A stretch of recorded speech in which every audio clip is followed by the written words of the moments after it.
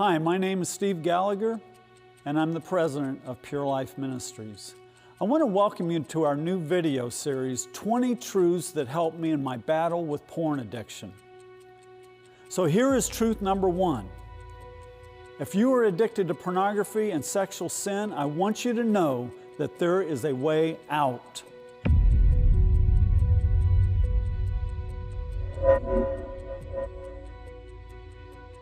Listen, in my 30-plus years of ministering to sexual addicts, I have witnessed countless men find freedom.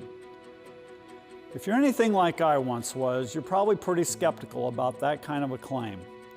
In fact, my guess is you've heard those promises in the past only to be disappointed by the shallow answers you received. So I want to start off this series by sharing my own story with you.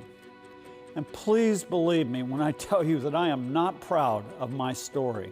Much of it is very shameful to me, but I share it because I want you to walk away from this video with the very real feeling that if that guy can get free, anyone can. I was raised in Sacramento in an unhappy, dysfunctional home. Most of the problems in our home were because my father was a wicked man. And from my earliest days, I took after him in nearly every way. I was one of those kids who was always in trouble, always in the principal's office, always getting suspended from school. Like my dad, I have an intense personality, so whatever I was into in life, I was into it with all my heart. So when I started using drugs as a young teenager, I went all in. In fact, I was already shooting heroin by the time I was 16. By the time I was 18, I came right to the edge of death by overdose twice. I had 3 bad trips on LSD. I was in a stolen car that was rolled. I was only arrested 3 times, but I had countless brushes with the law. I also ripped off countless people and seduced countless girls. This reckless lifestyle really took its toll on me. I had been arrested for cultivating marijuana and was sentenced to 1 month of work project, sort of a teenage chain gang.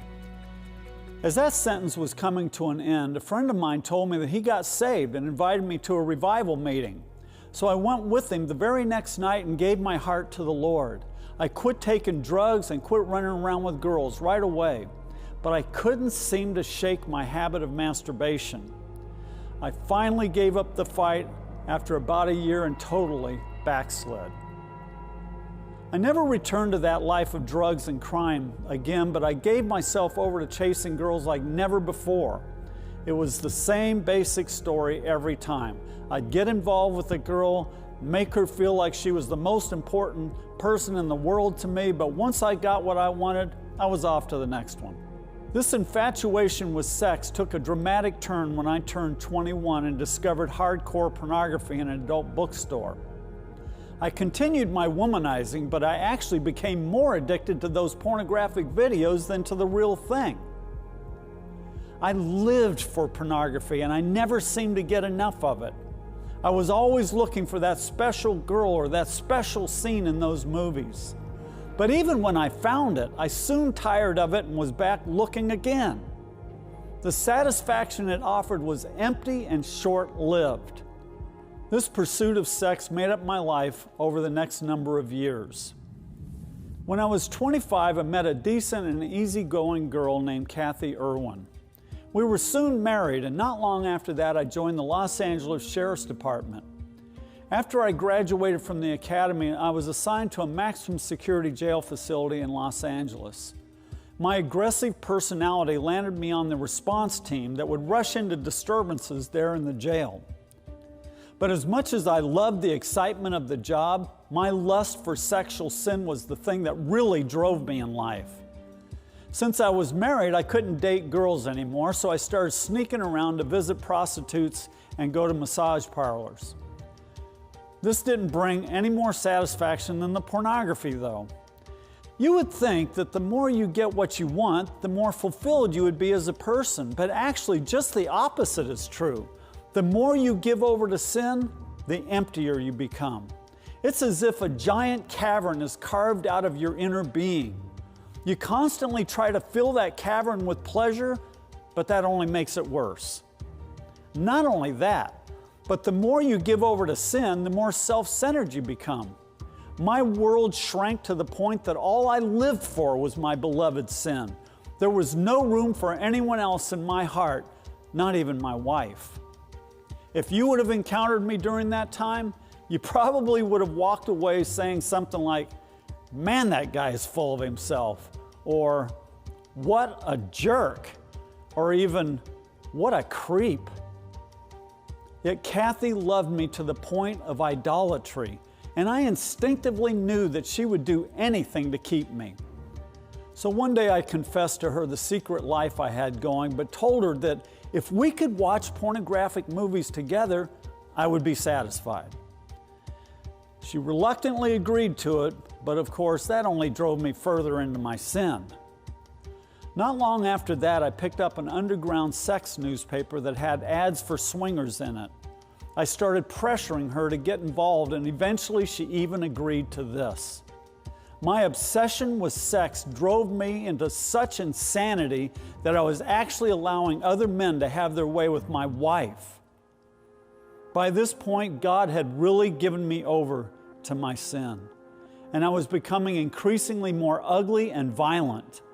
My life was careening out of control. In 1982, Kathy finally got to where she couldn't take anymore, and she left me. For the next several weeks, I started going out with women again.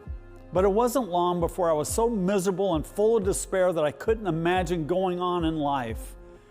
One day, I put my off-duty revolver to my head, ready to end it all.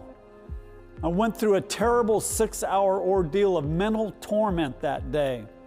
Jesus described hell as being a place of outer darkness where people are weeping and wailing and gnashing their teeth. I experienced that kind of intense anguish that day. That 6-hour experience left me shattered as a man, but God used it to bring me back into fellowship with Him. But I had dug myself into a very deep pit, and it would take 2.5 years of struggling with sexual addiction before I got free.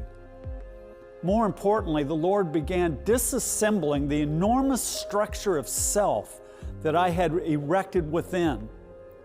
I was so conditioned to only think of myself that I could hardly comprehend doing anything nice to someone else. A few months after that 6-hour experience, an inmate told me that God had showed him that I would be going into full-time ministry. I was skeptical, but over the following weeks that word was confirmed over and over to me.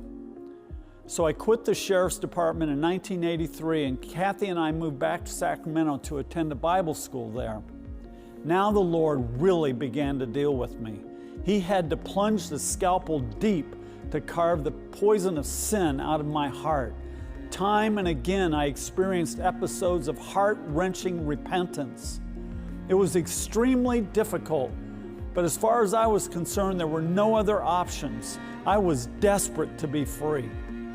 Throughout this period, the Lord began teaching me principles about how to get the victory over sexual addiction.